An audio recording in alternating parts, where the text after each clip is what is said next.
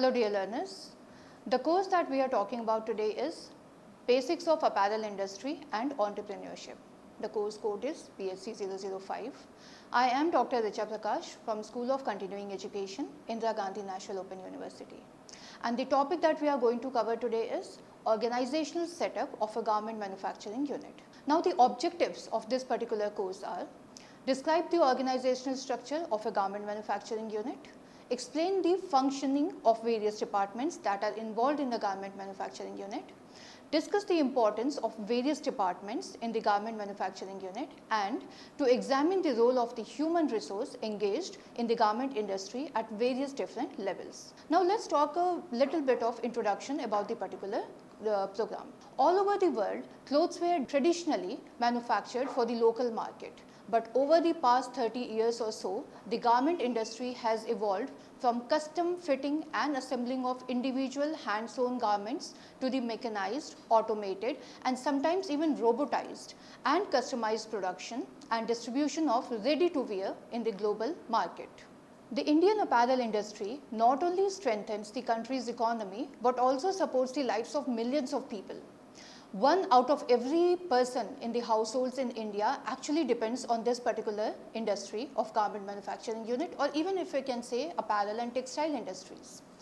The structure of the Indian apparel manufacturing industry is quite complex.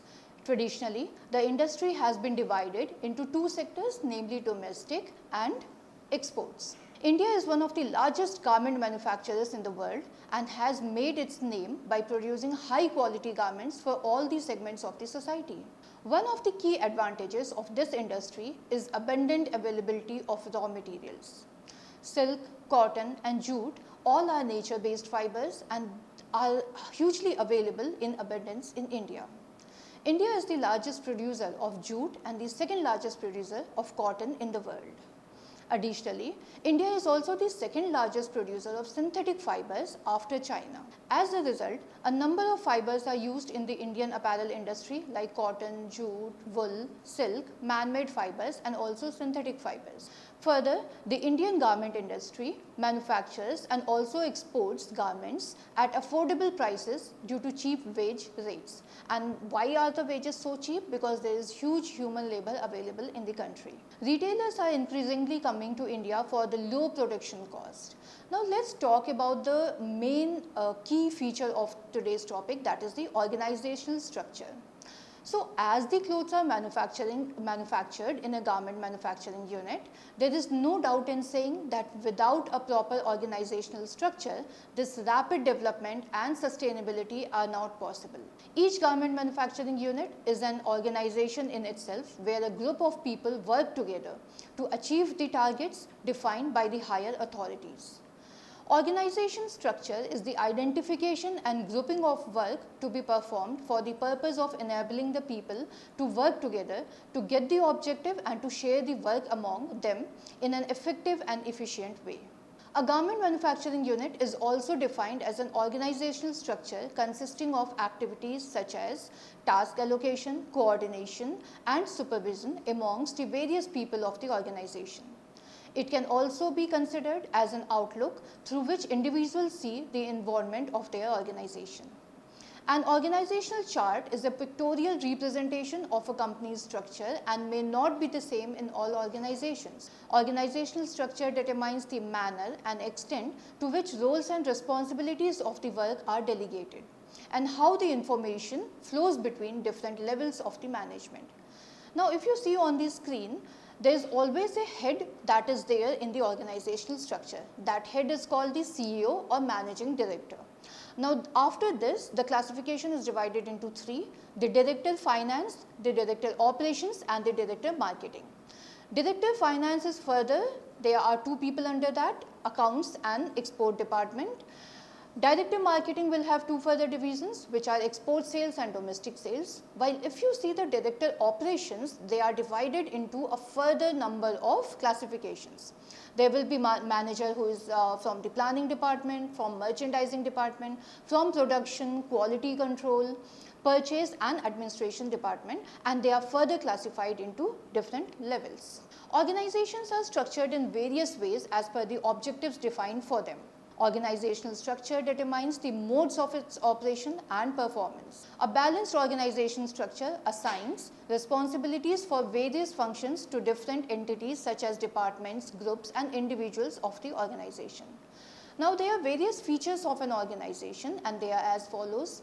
They have to be very well defined objectives, organized and coordinated group of people. They have to work under an executive leadership, proper division of work and responsibilities for the employees, clear and well defined policies and procedures has to be there. Effective communication is very important. Now, there are various departments in a garment manufacturing unit or an apparel manufacturing unit. Each department of the unit has its own objectives and set of responsibilities. At the same time, the departments must interact and coordinate with each other for their smooth functioning. The garment manufacturing unit, whether large or small, requires expertise in executive leadership, quick response, marketing, merchandising, production, operations, and finance. Now, let's talk about the various departments one by one. The first one is planning department. So, as the name itself suggests that one needs to plan something. So, there has to be an idea, a notion, and then the planning is being done. The planning department has a vital role to play in the approval of order and helps merchants to determine the costing of the particular style. The department also tells merchants if the company is capable of producing a particular product or not, or a given style, and within a span of time, and helps them to know the capacity of the production floor. On receiving the orders from the merchants, they start to decide the dates of executing the order, which also involves production and finishing department. Then the department will allocate the style to a unit whichever has a capacity of completing the project based on the line openings and also buyer specification, the skill of labor required for it. The planning department then calculates and plans the PCD. It is also called plan, cut, date, order, quality sample, order breakup, etc.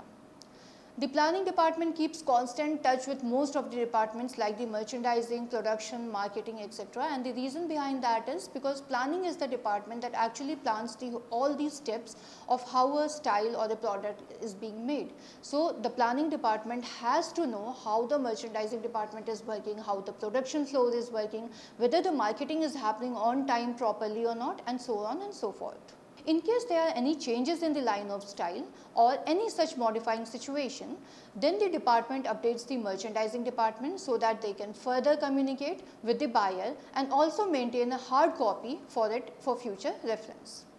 The second department is purchasing department. The name itself suggests that something is being bought or purchased. So the purchasing department is similar to that of sourcing, but the main difference is that sourcing department works for the fabrics alone and the purchasing department works for sourcing and accessories for trims as well. However, it depends from one organization to another. So the first step that happens in the purchasing department is that purchasing department is given the bill of materials, and then the sourcing takes place by the department, by the purchasing department. In-house pricing is given for costing purpose to the merchandiser. Now, the breakup that is given, it is being given to the merchandiser by the purchasing department for the cost purpose. The final cost sheet is made. After evaluating the cost sheet, the buyer confirms the order to the merchandiser. Once the order is confirmed, the merchandiser plans and coordinates. The breakup of trims and accessories with respect to color, minimum order quantity, etc. will be given to the merchandiser. And finally, the sheet is generally followed in the industry for all the orders irrespective of the buyer. Once the purchasing department receives the format of purchase order, which is also called PO, it is sent to the concerned department for fabrics, accessories and trims. After receiving the first shot of all the ordered materials from the supplier, the lab dips are sent by the merchandiser to the buyer for their approval. So every stage, whichever it is, whether it is production, purchasing, there is always the approval of the buyer is required. Further, post receiving the goods from the supplier, they are checked for the quantity and also checked according to inspection criteria specified by the customer or the buyer, and are also replaced if any of them are not meeting its criteria. The purchasing department also keeps track on all the quantities received in-house timely. The next department that we will be talking about is the fabric sourcing department. So what happens in fabric sourcing is something that a fabric is being sourced from external entities. So sourcing deals with the acquainting information about the required material from different sources and selecting the best material. Also it depends on the budget also, as well as the specifications of the buyer. Fabric sourcing means sourcing the right kind of fabric which fulfills the buyer's specifications. We can't have anything without the approval of the buyer. So everything, right from fabric to trims to accessories, everything has to be approved by the buyer. The fabric sourcing department works in coordination with the merchandising department and looks after the delivery of the required goods at the scheduled time and cost. Persons in the fabric sourcing department must have knowledge about all varieties of fabrics available in the market, and he or she or the team should be aware about the current latest trends going on in the market. Fabric sourcing workflow in the garment industry. So first what happens is the purchase order is received by the merchandiser. Then the technical analysis of all the materials required is being done. Request for quote is being taken from the suppliers. Supplier evaluation and selection is being done. Purchase order is released. Fabric received on the basis of invoice or challan. Tallied with the supplier invoice for quantity. Fabric is unloaded and received in the store. Forwarded for quantity and quality inspection. Inspection report is sent to the merchandiser, and then the comments are received. Now if everything is being accepted, it goes forward for the production process, and in case it is rejected, then the whole process is being repeated again. Now what does the accessories store department does? Accessories stores act as a store for the accessories. The sewing threads, needles, zippers, buttons, velcro, hooks, linings, packaging material, etc. like poly bags are stored in the accessories store. As per the buyer's specifications, the accessories are ordered by the purchase department. Generally, a swatch card is produced at first by the merchandiser for the required quantity of the accessories. Accessories are also checked for their quality and color. The accessories received are stored in various racks, and during the production they are issued to the production department.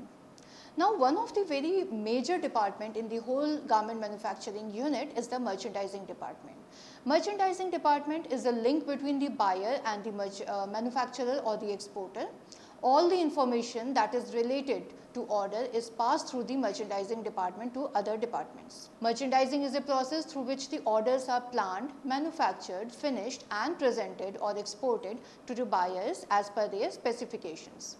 It includes directing and follow-up of the development of a product, and it depends on the order and the sampling to the shipment. The merchandiser's key roles and responsibilities are as follows.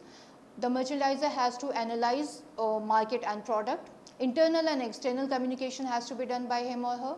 Sampling, lab dips, ordering accessories and trims, preparing internal order sheets and purchase orders, costing of the product, advising and assisting production, advising quality department about quality level, mediating production and quality departments, interface with manufacturing, sales and marketing, helping documentation, taking responsibility for inspections and follow-up payments. In a garment manufacturing and export house, merchandising is a combination of business and technical aspects. A senior merchandiser actually coordinates the whole process right from the beginning till the end of the production process. Merchandisers too negotiate with the buyers on costing, work out a delivery schedule and investigate for future buyers. Hence, it can be concluded that merchandising is a core department of the garment manufacturing and export unit. Another most important task of a merchandiser is to do costing of the product for the buyer so that the buyer can place order for bulk production. It includes cost of raw materials, production, accessories, trims, finishing, packaging, overheads, etc. Now, sampling department. A sample is basically a prototype of a product to be manufactured in future course of production. So before any product is being bulk produced, a sample is being made, a prototype is done, and it is being approved from the buyer or the manufacturer so that the bulk production can be carried out after their approval. In a garment manufacturing and export unit, the sampling department plays a vital role in the uplifting of a unit. This department directly coordinates with the merchandising and the production department. So first a prototype sample is made. If we see the workflow in the sampling department, the fit sample is being tested, pre-production samples are made, set size sample is made, and then the cutting is done. If it is accepted, then it goes for further production. If it is rejected, then the whole process is being repeated again. Sampling also helps to check discrepancies in the pattern. Patterns are made according to buyer specifications, and generally most of the exporters maintain a showroom which displays various designs in the forms of samples ready with them. Many garment manufacturing and export houses hire designers who can do fresh sampling for them. Sampling also helps to calculate the requirement of the fabrics or accessories, time for the development of the garment, and skills required for the bulk production. Now, cutting room is also called as the heart of the whole production process. Cutting means to separate the various garment parts from the layer of the fabric with the help of cutting template and devices. These devices can be knives. The fabric cutting takes place in the cutting room of any garment manufacturing unit. This is most decisive because once the fabric has been cut, very little can be done to rectify serious mistakes, and basically there is no coming back from there. The fabric is cut as per the defined pattern for different parts of the garment. Markings are made on the fabric that has to be cut, and they are spread on the table. It is then cut by cutting machines. Now these cutting machines can be done by hand manually, or it can be automated as well. So the workflow process of what happens in the cutting room: first the fabric is received, the marker is being made, the fabric is spread in various hundreds of layers, the marker is placed on the fabric, and then the fabric is being cut. Then numbering and bundling is done, and then sorting, and then they are dispatched for further stitching. Once these fabric are dispatched for further stitching, it goes to the production department because that is where they are stitched or sewn together. So the bulk production is done in the production department of any garment manufacturing or export house, and the main role of production is to create the deadline for each process and coordinate with various departments. The production department receives the required information such as style number, item, description along with the sample, which gives a clear idea about the product to be manufactured. The production manager receives the details such as the style of the garment, the number of operations required, the batch for which the style has to be installed, any extra kind of machines required, target for each day, breakup of the production quantity, and shipment schedule. The planning is done by the production people, keeping in mind the intricacy and time required to manufacture the bulk and also the shipment date in mind. Once the production sheet is received by the production manager, he or she sources the material from different departments. Before going for pre-production or the proper production, the production floor does a process of batch setting for the operators, which is a training for the operators for the new style that has to be produced in bulk. The flow of material on the production floor is through the bundle system. Each operator gets a bundle that has similar pieces. For example, one operator may be attaching a collar, the other may be attaching only a sleeve. So this particular style of stitching the garment is called a bundling system.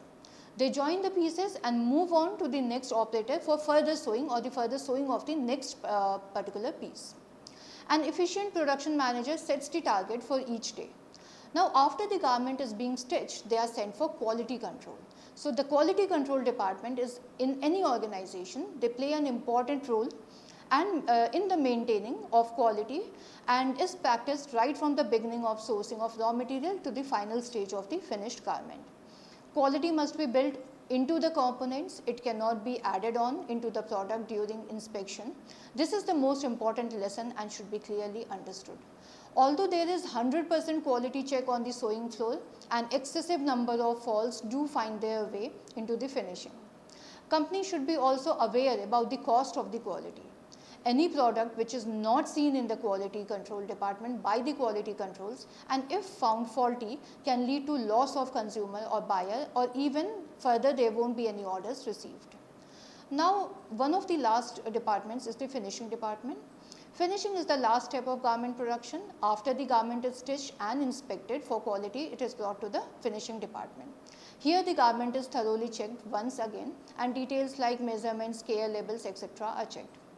Any kind of fabric or stitching defects are repaired. If the garment has stains, then they are removed using a stain removing machine or a hand spot gun. Garments are then ironed, creases are removed, they are properly folded and packed.